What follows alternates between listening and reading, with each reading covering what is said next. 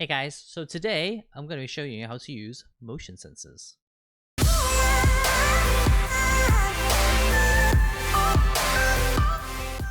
So to start with, let's explain what a motion sensor is. A motion sensor is basically a camera, wall mounted, and it's there to pick up any kind of movement that is in front of it. If I use the wire tool here, you can kind of see there's like a yellow kind of visual area that it can actually see.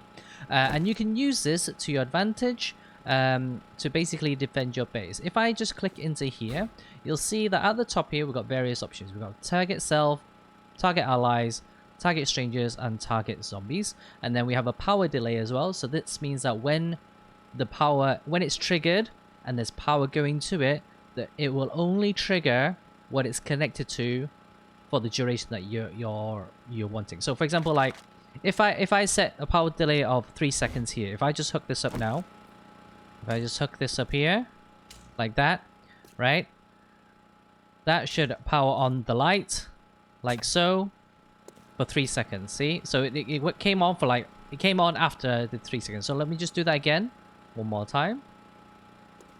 So it's see me 1 2 3 and the light comes on, right? So you get that. Cool. Right, so the next thing is when the power is triggered, how long does the power stay for? So I'm going to switch this around now. So the power is going to be instant, but I'm going to set it so like the light stays on for 5 seconds, right? So it's see me, so that's going to stay for 4, 3, 2, 1. It's going to go off actually, but I was in the way. Let me try that again. So it's going to turn off second, like that. So I'll do that one more time. So it's going to see me 1, 2, 3, 4, 5, and it goes off. Okay, so that explains those two options. Additional thing is obviously the camera preview. So you mentioned, remember I mentioned that yellow cone effect? This is that kind of yellow cone effect. So if I move it up there, and if I bring my wiring tool up, you'll see that that cone has moved up to that way. So in order to do that, it needs to be powered first. Then you can press E to interact, left click to get into the camera preview. And once you're happy with the placement, press escape.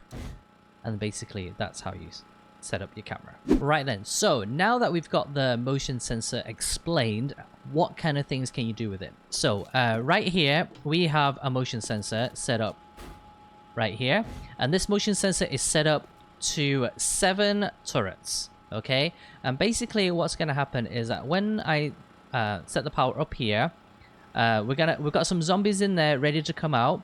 That motion sensor is gonna power, oh my god, sorry for the yellowness. So that motion sensor is going to power. It's only going to cost 5 watts. In comparison to each one of these turrets, it's going to cost 15 watts. So if I hook that generator up to every single one of these turrets, it's going to cost me a lot more power. It's going to cost me a lot more gas to kind of like power the whole thing. However, if I use the motion sensor, it's going to make it a little bit more efficient. And if I just click in here, so when it activates, it's going to stay on for 5 seconds, okay? Whenever it sees a zombie. During that 5 seconds, those turrets are going to activate. And that 5 second is not like a repeating thing. After that 5 second, if the zombie is still there, it's going to still keep going, okay? So now that I've done that, now I've explained that, I'm just going to go back out here. I'm going to close this door. That's turned on, right? So the lights are on so you can actually see. And then I'm going to turn the AI on. Going to get the zombies out here. So they're going to walk out here. Those zombies are all going to die to all the turrets. Because that motion sensor is activating the power and the turrets are doing the rest. Okay? So that's how you use a motion sensor with traps. Another thing you can do with motion sensors is have automated lights. So if I just walk into here, you'll see I'll have a motion sensor in the corner here, and this motion sensor is set to like just 5 seconds. You can set it for longer if you wanted to, and that then is also connected to the light in the middle of the room. Now what you might find is that obviously the light's kind of flicking on and off, because after every 5 seconds it's kind of turning off and then looking at me and going, oh, there's actually a person there, I'll turn the power back on. So what you should do is just make this a little bit longer. I only did it for 5 seconds just so I can show you basically how the kind of like cycle of power works. So what I would do is, for you guys at home, have it longer, set it for like 10 minutes during the night or something like that, and then once you're done, leave it, and then set it and forget it. That's pretty much it. And that's how you do automated lights.